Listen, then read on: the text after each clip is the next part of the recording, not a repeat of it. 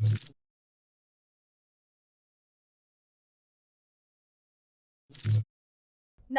હું છું પ્રિયા અને તમે જોઈ રહ્યા છો જનતા કી જાણકારી news.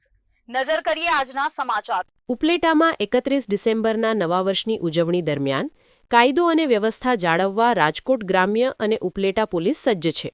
Dhoraji ડિવિઝનના ASP IPS Simran ભારદ્વાજે જાહેરમાં પોલીસની રણનીતિ સ્પષ્ટ કરતા જણાવ્યું છે કે 31 ડિસેમ્બરની રાત્રે કાયદાનું ઉલ્લંઘન કરનારા તત્વો સામે કોઈપણ પ્રકારની નરમાશ રાખવામાં આવશે નહીં।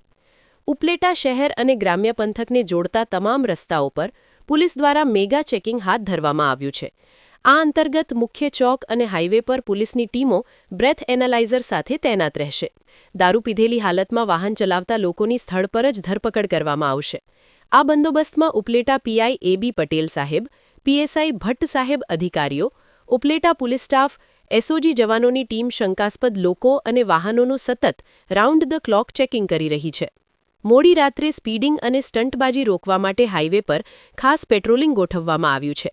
આઈપીએસ સિમરન ભારદ્વાજે અસામાજિક તત્વોને ચેતવણી આપતા જણાવ્યું છે કે જો કોઈ ખાનગી ફાર્મહાઉસ કે અન્ય સ્થળો પર ગેરકાયદે દારૂની મહેફિલ માણતા પકડાશે તો તેની સામે ગુનો નોંધી કડક કાર્યવાહી કરવામાં આવશે। પોલીસે સ્પષ્ટ કર્યું છે કે નશો કરીને ડ્રાઇવિંગ કરવું એ માત્ર પોતાના માટે જ નહીં પરંતુ અન્યના જીવ માટે પણ જોખમી છે। આવા કેસમાં પોલીસ વાહન જપ્ત કરી કડક કાયદેસરની કાર્યવાહી કરશે।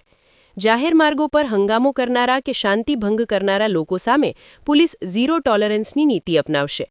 પોલીસ દ્વારા જનતાને અપીલ કરવામાં આવી છે કે તેઓ નવા વર્ષને હર્ષોલ્લાસ સાથે ઉજવે પરંતુ કાયદાના દાયરામાં રહીને। કોઈપણ શંકાસ્પદ પ્રવૃત્તિ જણાય તો તુરંત પોલીસનો સંપર્ક કરવો। પોલીસે જણાવ્યું। વિપુલ ધામેચા, ઉપલેટા।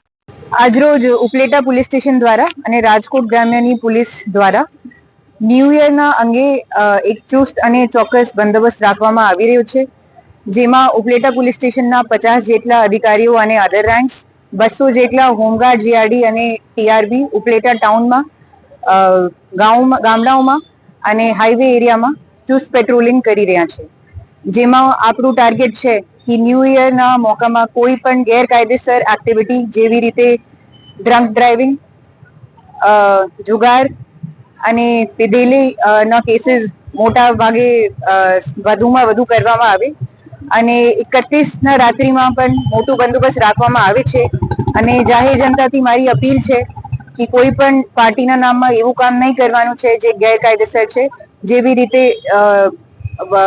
શરાબનો નશા સેવન કરીને અને પછી ગાડી ચલાવવાનું, એવું કોઈ કામ આપણે નહીં કરવાનું છે। ઓકે।